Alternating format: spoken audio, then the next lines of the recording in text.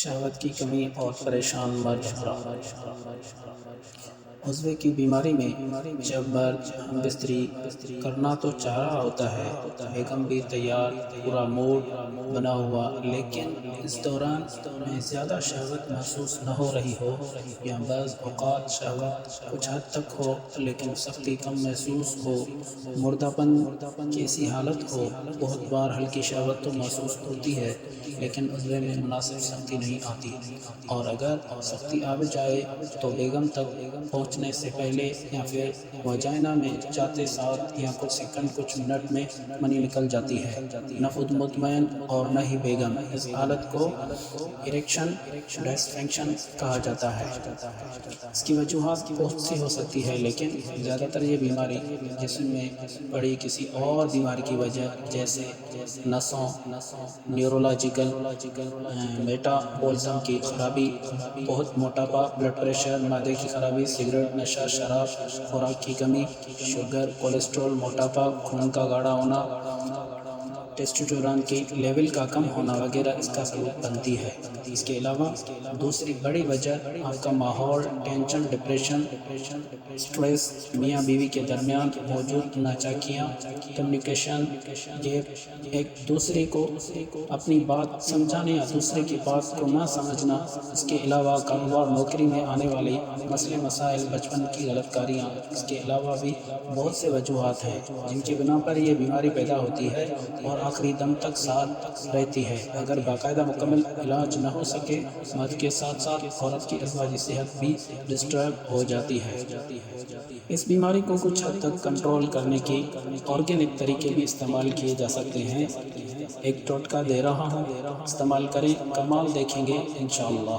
بہت آزمودہ ٹوٹکا ہے۔ نمبر 1، 6 چمچ کلونجی ہاتھ سے کٹا ہوا۔ نمبر 2، 6 چمچ میتھی دانہ ہاتھ سے کٹا ہوا۔ نمبر 3، 6 چمچ لہسن کا پاؤڈر کی ہوئی، اور 4 نمبر 500 گرام شہد خالص۔